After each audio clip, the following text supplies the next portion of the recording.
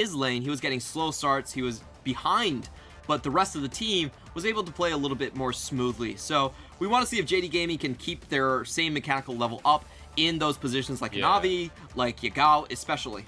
Remember, we're being critical because JDG are a team we hold to the highest standard. In 2020, they were the best, or the second best team at the end of the year. And they're a team we hold in high esteem, so we want to see them get back to that form and Rare Adam see if they can challenge them. We're into pick and ban, ladies and gentlemen. You see an Udi ban not because it's rising in meta, but because Kanavi has been spamming the hell out of this in solo queue. So a lot of teams paying that respect, not letting him get his ideal jungler. We heard from EDG as well. Sometimes it's just you're not really familiar with the champ. You might as well just ban it. Don't have to deal with the champion. Rare Adam are going to set up with the Thresh pick, and with a lot of AD carries banned out, they're giving a lot of respect to iBoy.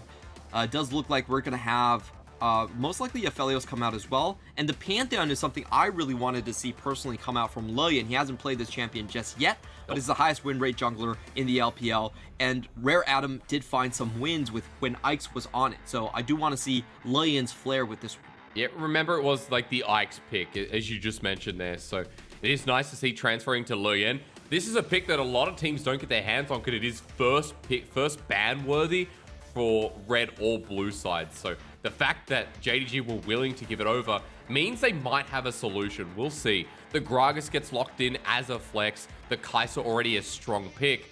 What rolls into this well, and what did JDG want to sacrifice for giving over such a strong jungler? The answer is an Orianna. I do love the Gragas pick early because we've seen it work in 3 lanes so far. Kai'Sa doing very well in the jungle with it. We saw the top lane where Flandre did very well with it, and also support where I think that probably Mark is the best Gragas support we've seen so far. So it goes into a lot of different lanes. It's very hard to nail down. And what this allows JD Gaming to do is that essentially there's going to be a lot of champions that are misbanned by Rare Adam because they can't really target the jungle or the top lane or the support, and they don't really know if that position has been filled yet. It gives them a lot more opportunities in the second round to fill out the roster with the way they want to. For now, I think JD Gaming, what I want to see out of them would be a little bit more frontline. I think they're actually really good in this orange style of composition where they already have a lot of utility to throw on those plasma stacks. Yeah. And likely, I actually do want to kind of see Lurimo on Gragas. I think this is a champion that theoretically he should work very well on, but we haven't seen done yet. But you know what's really big to me is that Rare Adam, this is the Olaf ban coming through. A pick that is high priority, not in the LPL, but just in every region. Not only in the LPL, I should say. So the fact that Olaf made it all the way through to the second ban phase and is now taken away, kind of shows you the different priorities that these teams have. The set's going to follow suit there. JDG have decided to get rid of the Azir, and a couple of mid lane champions actually falling down. So Fofo's priority is getting shifted just a little bit. I think they have to take away the Yone at this point, even though it's double AD to their enemy composition. Yone is one of those champions that we have seen consistently ban away from Fofo, and it actually has a really good matchup against Orianna. So if he goes for that one, like, I would really love to see that champion. We haven't really seen it much this split, but we know it's strong. We know it's one of Fofo's mains. That might be on the cards. Instead, we're just going to see Rare Adam potentially blind pick a Gnar. Doesn't feel great against Zoom, who has played Wukong into it. You talked about the blind pick Gnar could really bite someone in the behind. So Cube piloting that one once again, one of his most played champions. Zoom also loves this Aatrox, and Aatrox into the Gnar has done pretty well in the past climate. Once we get to that level 6 mark, locked in. Okay, so it does look like Lurimo might be going for the Gragas, and then the Elise incoming. Wow, this was completely unseen so far. We haven't had a Elise in the LPL before, I believe. This should be the first Elise all season long. It is. And I really like the Elise because it changes the dynamic of the top lane matchup. You have a very strong gank against Gnar, and if Aatrox gets ahead, then the Gnar just kind of dies in lane. The way the matchup works is Gnar left alone, 1v1, a lot of the situations, the Gnar will come out ahead. It would be Divine Sunder. He's going to be consistently pushing the Aatrox in. But if Aatrox gets a couple kills early on, he gets to hit the World Ender with the movement speed buff. He can just chase the Gnar down from there on out. It's a very sort of one-sided matchup where if one end gets the advantage, he can snowball the entire way. So I love to see the ganking side of the LPL win over the carry jungle side. And a Kanavi, very volatile jungler that we've been criticizing, you know, at least as a sink or swim champion. It's all about the early game. It's all about setting up your laners and getting with the gank pressure to snowball. I think one of the best Elises we've seen in the LPL is Haro from Rogue Warriors, surprisingly enough. So if Kanavi can return to that previous form, then this is going to be such a fun opening game. It's like seeing a new champion. You know, we got Elise in the jungle. People forgot about her. They thought, this Spider, you know, what does she do? But returning to 2021 to see Kanavi on something that can pop off, that'll be the test to see JDG's form before their top esports series coming up on Sunday. And we do have to touch on the demise of Elise. I think a large part that she's gone from competitive play is just how important and how frequent Drake fights have become. And she's a gank solo jungler. Like, she doesn't really provide much outside of just ganking lanes. So when you make a meta that's mainly about dragon fights and mainly about 5v5s, she really loses a lot of her luster. So I want to see how she's utilized, how they can play around the Drake fights that do happen later on, and if they can continue to just do picks and picks over and over again. How can you match the global pressure of Loyem when he's gone Predator as well? That's going to be a big question to find. At the very least, JDG and Rare Adam, our second series of the day, we're rolling thunder into this one. And for JDG and Rare Adam, both sitting 1 and 2. JDG, we have high expectations of. Rare Adam, we still say they're a playoff team. One of these teams needs to put it all down and shut up and play. As we enter the Rift, this is going to be the testing grounds to find out where these two teams actually sit. I've been saying that a lot, but that's the point we're at. We're at week 4. We're very close to hitting that point. As Hung with the Flay, Lumao, he should have body slam, so he's okay. But just waiting now. Hasn't leveled anything up. Onto iBoy. Where's the body slam? Flay was already used, but they're not going to commit. And just a little bit outside of range there. Not willing to go all in. Hey, Clement. And if they... Yeah. Clement, just pause. Forget bottom lane. Kanavi has pressed the attack. Is that a thing? What? Is that a mistake? Honest, I'm not very well versed in the Elise. This is the first time we're seeing it in the LPL. Yeah. Now, Conqueror is something we've seen. You know, we've seen Electrocute, Conqueror. I think even weirdly enough, we saw a Phase Rush once as well. This is a first for me for PTA. Whether it was a mistake or not, we'll see at the very least. Apologize for that one, ladies and gentlemen, but it's just interesting, right? Yeah, I could potentially see PTA dealing more damage compared to Electrocute in the long run, because the extra damage you do after the 3 attacks also applies to your teammates. Your teammates can get the extended damage amplification down as well. So I think that might be a reason, but it does require you to gank a target that actually can take your burst, because most of the way that Elise ganks is you throw your E down, it's the W, it's the Q into the double bite, and you try to finish off your targets that way. So if you're bringing press the attack, it must be on a target that can take a little bit more punishment, and I'm thinking that this is probably for a top lane gank. Okay, very fair. I want to also clarify, just having a quick look. Thank you for being at home. PTA Elise actually been around for a little bit as well, so kind of nice to see moving on to the competitive scene. Again, apologies for that one, ladies and gentlemen. We don't see Elise too much, not something we're expecting to see today, especially with the Udyr hovering around Lilia, Ivan. But, the PTA Elise, at the very least, you talked about the combos effective and how he can hover towards the top side. Well, at the very least for now, junglers have passed towards the bottom lane, and Kanavi has an overpush bottom lane from Rare Adam that he could try and abuse. Yeah, and he's going to be on the site first. iBoy definitely has to burn his flash in this one. There's a Cocoon. He flashes away, but leaves the support out to dry, and Hung's dead. There you go. PTA first blood, and Kanavi strikes true. Well done there. This is what we've seen out of the Gragas versus Thresh matchup. You can keep the Thresh pretty low throughout most of the laning phase, and Gragas is such a strong ganker that we could see this play just repeated over and over again onto iBoy now that he has to burn his flash. Well, that's a great start. At least snowballing. The Feast of Famine starts off very strong, Clement. And Kanavi getting down bottom lane first means that, for Loken and Lumao, their laning phase gets a little bit easier. But Kanavi, no flash. Loyan's coming in, has his own, but Repel makes it pretty hard here for the Pantheon, so Kanavi just backs away. Yep, and the Pantheon, unfortunately, on the scene a little bit late. He's going to have to find some action elsewhere onto the map. And it should be this mid lane that they want to focus on for Rare Adam. We have seen Pantheon plus Syndra, a very strong combo. Tremendous kill pressure. I think it's probably the highest kill pressure combo that we have in the LPL right now. You got mixed damage, you got double stuns going in, so it's going to be a game where Yagao has to play incredibly safe, and it's kind of interesting to see him on the Orianna. We haven't seen Yagao actually go for this champion since 2018. He hasn't played it in over a year, so I wonder how he fares on this one. Because remember, the Yagao versus Xie, the conversation that's been up in the air since the start of LPL, especially with the poor performance. What we've seen from Yagao is 4 games versus Xie on 2, so Yagao has been the main starter. I think Xie hasn't really had a chance to test himself in the LPL on this new roster after the pretty lackluster start.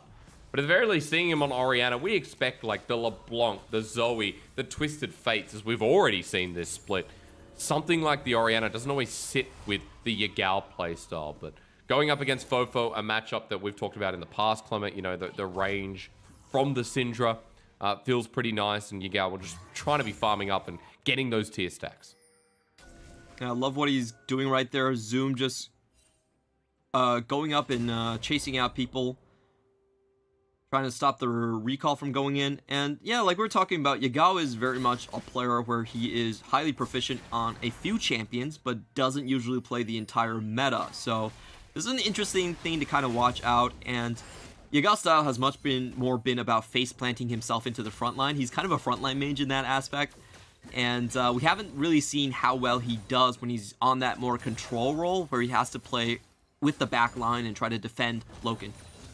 It's going to be a pretty crucial time, as, again, we talked about this. JDG are heading towards Top Esports, folks. So, a very important series for this team. Top Esports, the return of our grand final rematch coming up on this Sunday. Eyes on the prize, folks. Eyes on the prize. It's all about JDG here, and seeing if Rare Adam are going to be too much for them here today. I want to talk more about the comps, Clement. It's a bit of a slow early game. You were mentioning Yagao and how he fits into this team, but let's go further into how Kanavi can snowball this lead and continue to add priorities. He's coming down to the bottom lane. Hold that thought, Mr. Chu, you smart man. As onto the backside, Boy takes a dark passage. One more killer instinct, or the second skin rather, as Lumao's the target for Loyan. That sidestep though was super sweet. Thumbs in the air, Loyan flashes in the end. While meanwhile, Kanavi has someone in his web. He wants the angle onto Hung. He gets pulled into human form. Kanavi knows he's dead. And that was a messy start to this series. But that was all in favor of JD Gaming. They traded 3 for 1, and the opponent only gets the gold onto the support kill right here. We're going to be looking at a very, very powerful Kai'Sa and a very bursty Elise coming into this, already with the Sork shoes complete. And the Seeker's arm guard there too, with the amplifying tome. There's so much gold here on Kanavi. Loyan had to flash Q, and he ends up dying in the end too. So this was the start you want for JDG. I was about to come back to this question, Clement. How do they snowball with Kanavi's lead? Even more prevalent now. So they actually have a lot of crowd control on members like Lumal. And just to take a look at this match again, they know Boy is the one without the flash. Lumal holds on to it until he gets a clear angle, waits for the repel there as well. They kill Boy without much trouble, and Loyan just can't find the execute onto Lumal. He has to burn his flash inside the brush to get that one. So Loken just getting force-fed right here, and we're talking about JDG's composition with Aatrox pushing in the side lanes, with pick potential coming out of Gragas and Elise, that they really want to play more of a 1-3-1 style. They want to be chasing down the kills all over the map, and they're going to get a lot of chances to do it. They just won out with a 3v2 in the bottom lane. Lumal getting hit hard here by Boy, who not really fearful of the body slam. There's no explosive cast yet, as Graviton with the Moonlight Vigil does miss. Seen a lot of missing with that ultimate here today, and Rare Adam's bottom lane are going to keep pushing in because they know Loyan's nearby with the Starfall. Yep, and they need to be pretty careful. We have seen Mark play in front of their own turret. You can knock someone back into your own turret quite easily. So definitely have to give respect to that one. And this is the gank that we want to see. Zoom, of course, already used his W here. So they're going to have to back off and probably trade Heralds. Okay, Herald for the Dragon, Infernal Dragon rather than to start off. We are going to be getting an Ocean or a Cloud Rift. And Herald hasn't been started as of yet, but Rare Atom drop a ward, and there's no real trade here. With the lead built up by Kanavi, Herald not starting straight away is something that Rare Atom can back in position for. Yeah, it looks like it's going to take a while for them to actually feel confident enough to set that one up. They do the blue transfer first into the pushing mid lane, and this is where I do expect the Herald to be started. Yep, does look like they know where the jungler is. Good on Lumao. He checks out if the blue hand is happening on the other side as well, and that just makes sure that Kanavi can start this one undisturbed. Yeah, on a ward, doesn't matter, you're right. Hung's even made the roam. Lumao matching is a crucial part, though. Hung 6 versus Mao is at 5. Lumao, excuse me. And walking up, Yagao just going to be adding pressure as well. So Herald secured at the trade, but you can see that Luyan always was willing to make that trade. He's moving into the enemy jungle and now getting some more camps of his own, even for the bot side dive. Oh, they're going to be setting up for the turret. Luyan still chasing, but Loka just walks away.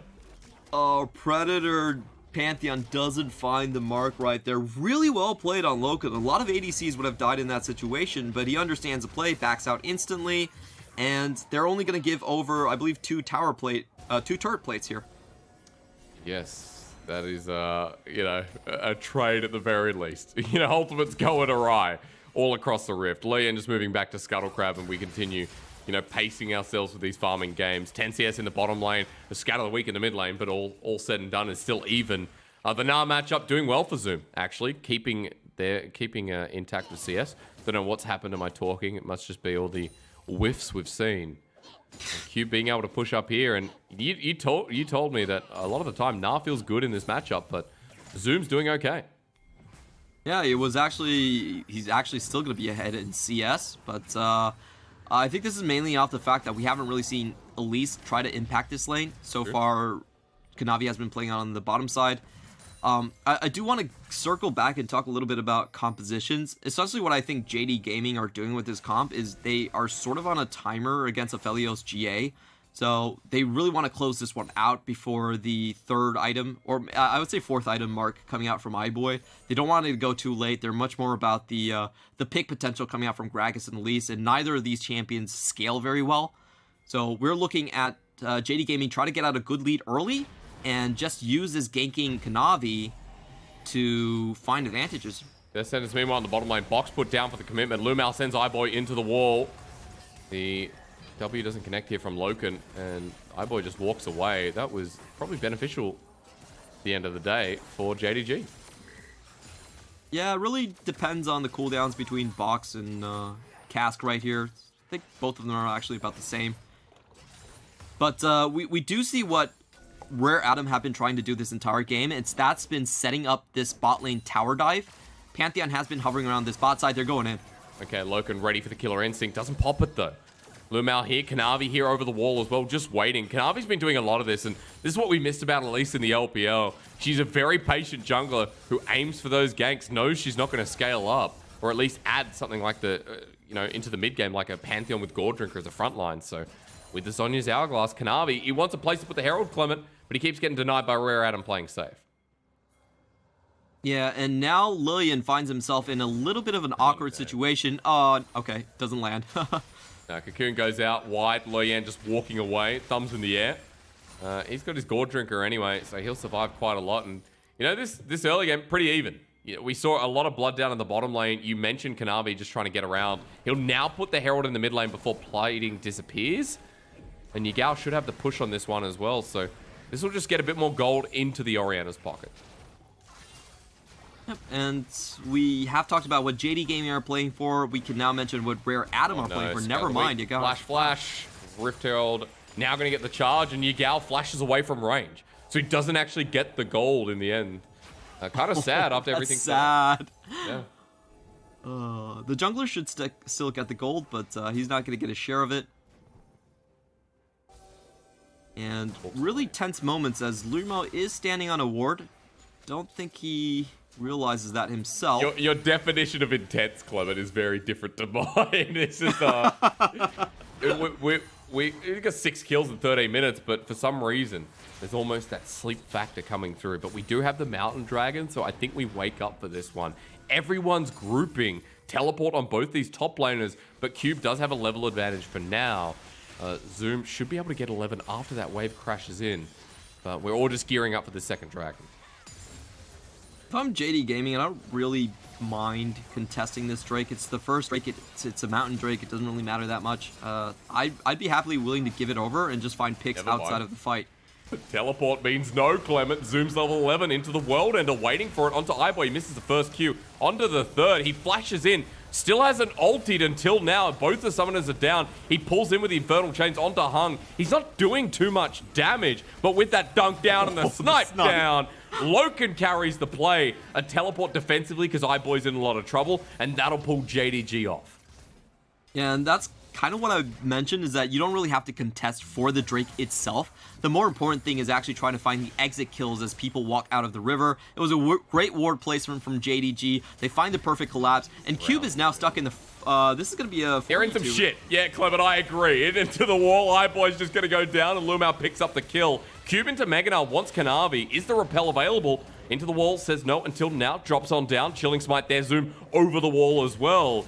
And Cube's going to get tagged for 1, 2. The Cocoon there enables the dunk down. And Cube's going to regret that. Ike's coming in, rather Lu Yen into the enemy jungle. Kanavi baits him in, flashes over the wall. And Rare Adam, what are you doing? The death sentence is no counter engage. And JDG suddenly up 3,000 gold.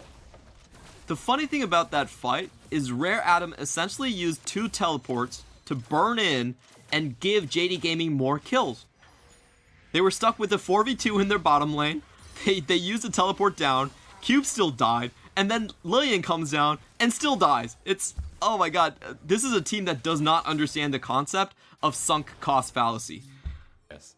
Well said. You keep adding in, you think, okay, we'll do the IG method. If the play doesn't work, we'll try it again.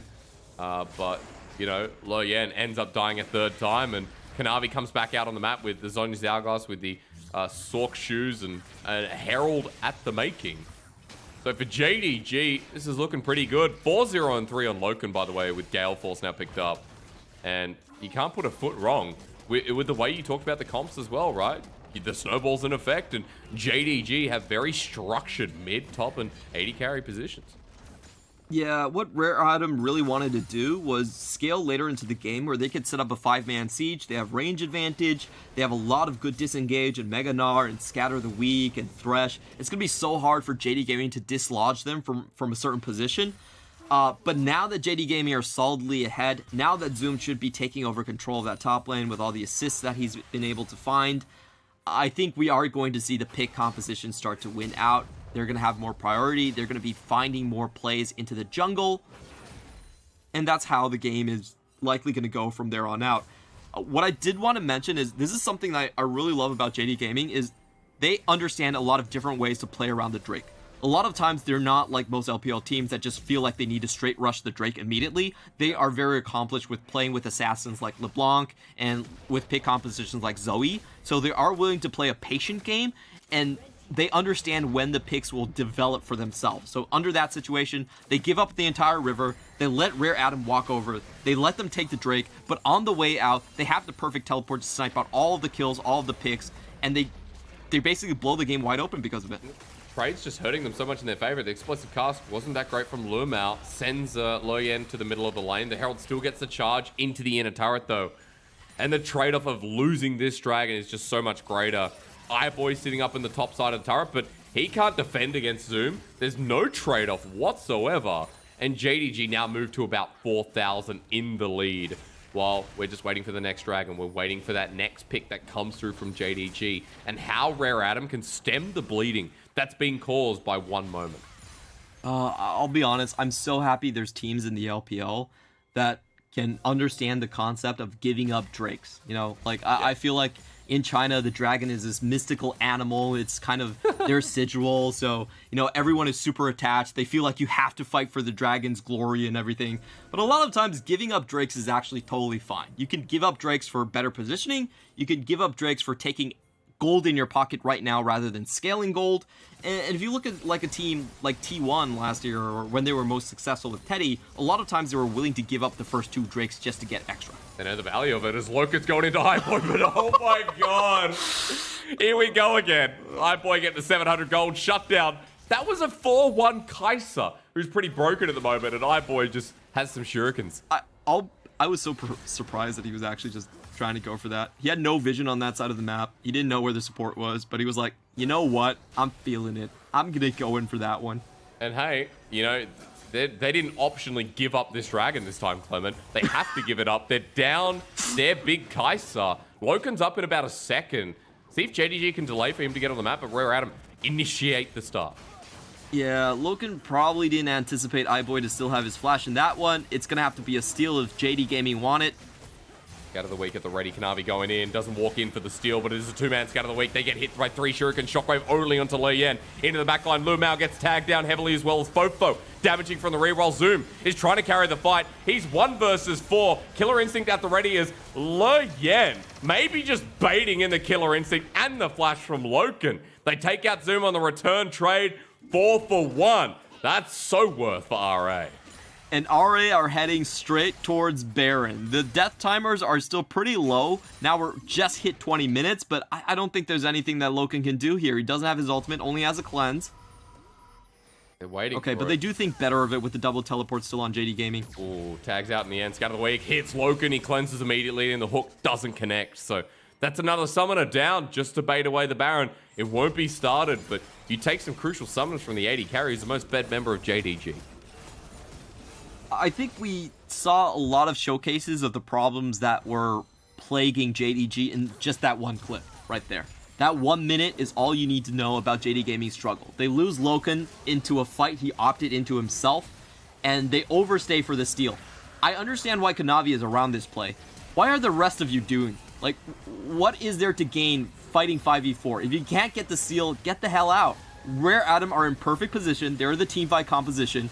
And you don't need to take every fight you see.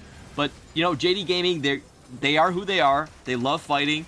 They've never seen a fight that they didn't like. And that's kind of the result. You know, you're like an angry father who you're educating your son or your daughter on bad business decisions. And you're like, why would you do that? Why did you invest my money into this piece of company, you know? So I dig it, Clement, especially when JDG were up about 4,000 gold. That's shrunk quite a lot. There's a soul to play for and an early Elder if that's successfully guaranteed. Plus, we have a 2-item Aphelios. iBoy has a Renan's Hurricane now. He's hitting his strides. He's getting to the point of trying to match Loken, who's now only 500 gold in front of him. Loken was the big part of the gold lead for this game. So, really impressive stuff from iBoy with the solo kill. It doesn't matter who impressive on whose part. But now, getting the resources off the fight. Rare Adam in a really good position. Clement, I want you to walk me through, because pick comp for JDG you talked about with the help of the Elise. Now what happens at Rare Adam and claw back the gold lead and can actually initiate part of the wombo in the team fighting? What it means is that Rare Adam have a very clear way to play the game. They just play defensive in their jungle. They set up vision. They make sure there are no picks in the next 5 minutes, and they make this game all about the Cloud Soul. That's a very, very easy game strategy. You don't have to, like, even if your towers are getting chipped down, I would maintain that sticking together is a good idea. And what you want to do is just make sure that you're never split up to the point that JD Gaming can actually find a pick on you. If you can make it through these 5 minutes, the game is yours. Now, that's still a big task, because we are talking about iBoy and we are talking about Loyan. So these are players that have kind of been known to kind of throw their lives for risky plays, and that's what we love about them at the same time, and that's why we kind of dislike them. Yeah. But if they can keep their stuff together, just don't do anything for the next 5 minutes, walk into River together as a 5v5, this game should be in their favor. Okay, that's a very clean condition set by Mr. Clement Chu, who gave a critical, what did I call that segment? Chu's Critical Chu? Or Clement's Critical Chu? No, Clement's Critical Chu. Thank you. Because Chu's my last name and you don't put my, whatever. You don't have to explain it, it's all right. But we did talk about some of the, sadly, low-hanging fruit of criticism. That is JDG right now. And what that last fight was is showing what this top-tier team is performing like. They start coming out of the gates running, but then they threw it all away in front of the fight. Rare Adam in a good position. You said you want to see them grouped up. You can see that Loyan's always staying in range for that ulti. That Starfall is always near iBoy, who's the critical member, who now has a bounty on him, who in this next fight, with the space that can be created from Rare Adam's comp, is going to do very well. So we got 35 seconds till that comes true, Clement, and Loyan's always in the right position. And I want to say this is a really smart play from Rare Adam. They went 4-man into the river to establish vision because they knew that the only way that JD Gaming were going to play this was likely to pull them towards Baron Pit. So they make sure they have that quadrant completely covered in their own vision. They can still walk into the river here throughout their blue ramp pretty undisturbed right here, and they do have the front line in Cube where he's at a good Meganar meter. Loyan just takes the Dark Passage, but only for the shield. Remember, this is Gord, Drinker, Pantheon with the Sterex Gauge. He's tanky enough, and he'll heal up after taking some damage. They don't have River priority, but JDG moving in first to try and establish it themselves. Cube about to go into Mega, as you pointed out, but the Moonlight Vigil with Gravitum. What? Loyan is ulting into the middle. Why? Is the trigger pulled too early? Shockwave burnt, Loyan flashing away. Clement, did you cast to curse them? I don't know, but Rare Adam now with a lot down. Still trying to move in. Salt on the horizon. Dragon resets. So taking stock at the ultimates right here, the World's Ender is Loyan walking in, he just steals it. Oh. How did they let him steal it? Body bump into the back line. Lumag gets shielded up. Loyan getting low and he'll drop down, hung on a hair's breadth as well. Zoom takes the unleashed power. Rare Adam still trying to trade for the fight. The scout of the week hits 3-man, a perfect line from Fofo. Okay, Dragon for the jungler is the trade, and it's a worthwhile one. Yep, they get the soul. Execution was a little bit questionable, but at the end of the day, they got what they came here for. And that just kind of showcases you how much leverage they have when it's a 5v5 situation. Elise and Gragas really are kind of like half of champions right now. They're not really full champions. They're only there for starting initiations. Oh. But JD Gaming are going back to what they know best, which is the Baron turn. Now, This is not starting out good because Fofo's already had them really far chunked down, and all the members are flooding in. Clement, iBoy's walking in. Good zoning here from Yagal. Fofo on the back end. 2K going down fast. He wants to take it. The Syndra. Scatter the week doesn't secure it. It's Kanavi, the king of thieves, or the king of the dragon. Rather Baron. Yagal takes down iBoy as well. Excuse me, is JDG still walking in for the fight? Predator popped by Loyan. And Rare Adam on the retreat, but look at Zoom's pathing. He wants to flank forward with the Scatter of the Week, the Unleashed Power. Golden goes Kanavi with his Zonya's Hourglass. Rare Adam still retreating, but with Baron buff now, JDG is somehow back in the game. Sometimes I just hate being right. Didn't I tell you that Loyan and iBoy had a tendency to throw things? Oh, well, there we go. You know, after one play goes down in Smithereens, JDG picking up the Baron 5k gold lead. And this is not really telling us anything. Remember our segment? This will tell us something. This is telling us that both these teams, you know, do some stuff. Yeah, Loyan obviously died in the previous play, so he's not going to be here. He's coming into the situation late. iBoy, even though there is a Dark Passage there, you know, it really wasn't well coordinated. I blame that more on Thresh rather than iBoy. That Dark Passage was a little bit too far backwards. Right. And he couldn't flash out of the explosive cask in time. They take the Baron buff away. I just feel like RA could have dealt with that dragon fight so much cleaner, to the point that JD Gaming should have never been allowed to go to Baron. Like, they had the wave set up, they had the vision set up, and then for some reason, Loyan goes in. They have to have a super risky smite onto the dragon. He dies, and this is kind of the result. You got a Cloud Salt. You got an Elder Dragon coming up in 3 minutes. Look, for Rare Adam, I'll say, just defend. See how much you can not give up as JDG are moving to the inner turret on the top side. If they can defend their base, it feels like Elder's still there as the Shockwave whiffs. And next wave coming in. This turret will definitely go down with the Baron buff. And now it's about what Zoom can exert through the mid lane. How much further JDG can get in this base. I don't think there's a lot of potential for JDG to actually crack open the inhibitors. So most likely they are just going to be rotating and stripping out the outer turrets with side lane split pushes. No one can really contest Aatrox at this point. he's going to be a major point for them to spread the map out. And it's going to be about motioning people across side lanes, trying to split Rare Atom apart, and then collapsing on them as they walk over vision, as their compositions are dragged up and iBoy isn't protected. So that's the game plan for JD Gaming. They still have a bit of time on the Baron buff, actually only 15 seconds left, so not really that successful on either side. They do get 2 towers, I believe, but it's mainly about the gold lead, and yeah, that's it. That's it. It does feel like that's it. You're right. 29 minutes in. I'm kind of shell-shocked that, you know, Rare Atom I put in playoffs. I think I put them 8th. JDG I put in 2nd. I think a lot of people did, when what we saw in 2020 was indicative of what we thought we'd see in 2021. But our top teams are changing. EDG, WER, and G holding the top of the standings right now, and JDG look like a bit of a mess. It feels weird that we're criticizing after the Baron play, but again, there's still just small, minute details that need to be talked about. Rare Atom especially as well. Clement, don't ever talk about Lo Yan and iBoy again, because it will happen. So as we get towards Elder and, you know, maybe another Baron buff, we'll see what happens, because for JDG, the split-second decision-making most of the time has been a little better as we're getting towards the mid-late game. Yeah, and crucially for this fight, I think Lumal can make a lot of miracles happen, just because Syndra and Aphelios are not very mobile champions. So if he could get a very good explosive cast, get someone out of position, they could all fly into that zone and use... Like this? Right here. Lemon, you're a genius! This time you didn't curse it, you set it up. RA have just been exploded by one play off of Lumal. The fat man can dance.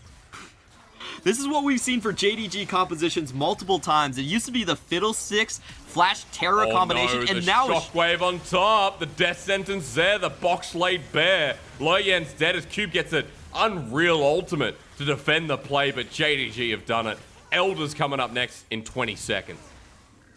Yeah, that was a beautiful bait coming in from JD Gaming. They use this narrow strip of land to make sure that Rare Atom can't have their front line in front of their back line. Lumal finds a perfect gap straight onto iBoy, and they're able to kill him up instantly with the Killer Instinct on the side of Loken. So that was really well played, and I knew that play was coming because we have seen this combination between Lumal and Imp, I believe, was who their AD carry was when they were playing Kaisa and Fiddlesticks, where the Fiddlesticks jumps in, flashes, terrifies, and Killer Instincts to follow up and just make the play happen. This is pretty much in the same vein, with maybe even a little bit more separation on the play. Oh God, Chloe, you're such a genius on this. Look at this engage. That was as clean as you get. Yeah, that was beautiful to watch. Kind of like blew Rare Atom out of the water. The kill goes over to Loken. He's now 4.5 items here, and what more can you say than pack it away? The Elder's on JDG side for another 2 minutes. Baron's up in 15. If Rare Atom lose another fight like this as Loken goes in onto iBoy, that's revenge served pretty damn hot from the Kaisa. The Elder execute comes through with the Collector, and now Rare Atom don't have their star AD carry. Kind of surprised that iBoy was willing to go that far without summoners into the mid lane. He gets punished for it heavily, and JD Gaming have a chance to actually just finish this one.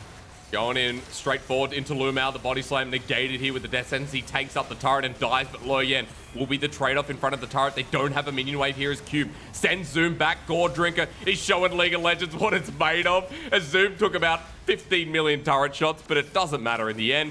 JDG with 4 will still at least try for this inhibitor, then back away. It was very clean play right there. A little bit of a mishap from Lumal. He doesn't get his primary target, but he does burn all the flashes away, and that's what the pick comp is playing for anyway. The next time, they can do this all over again, and we've seen how the combo works. What Rare Atom need to do is that they need to make sure that they are in a deep formation, where iBoy cannot be touched by Lumal. If iBoy is sent forward, then there's a high chance they lose the game instantly. Ward on the back of the pit! Scatter the week from Fofo! They didn't do their due diligence on JDG's side, and Fofo takes it away. That's gonna be the third Baron steal I've casted in just 4 days. That's true. Oh God, it's so painful to see. But in the LPL, we love rushing these quick Barons. We are willing to gamble on things like this. But unfortunately, They pay the price for that. Great damage combo coming out from that. You get the Q damage, the Q damage, and the E damage in at the same time. Which again, they didn't clear. There's a ward in the back of the pit that you can't see on this replay from Rare Adam. Yeah, it's a bit of a tricky one here. Well, what a doozy. The game goes on and Rare Adam stay relevant. Because with the Baron buff, they can defend. Too early. Yep. What now, Clement? What do you do now? Do Rare Adam suddenly just win the game off of a steal? How do you want to see it proceed? Man, this game is so hard to tell. I've been saying that Rare Adam technically should have the lead for such a long time now, but they're never able to get their team fights in the correct position that they want them to. And look at this again. They're so separated away from iBoy that they're just taking free damage on the front line. You're about to go into Meganar. Zooms found it first. So the explosive cast again sets up the shockwave. Lumao may die, but it could have been successful for the play. Loken walks forward. One more auto necessary, and eventually he goes down into GA. Loken going forward. The Kaisers in LPL are so sexy. JDG right into the enemy base. This one's going to be a W. And Rare Adam get picked off in the exact same position as before. They walk through the choke and give Learmal perfect separation on the team fight. Their front line goes down, their back line can't escape anymore, and JD Gaming, despite all their mishaps, are going to take down Game 1 in JD Gaming fashion. In JD Gaming fashion, well said, Mr. Chu. A Game 1 that will not easily be forgotten. I feel like I have a migraine casting this one because both teams definitely could have closed out in much cleaner fashion. Let's remember, JD Gaming were up 4,000 gold. They were in the lead, and they threw at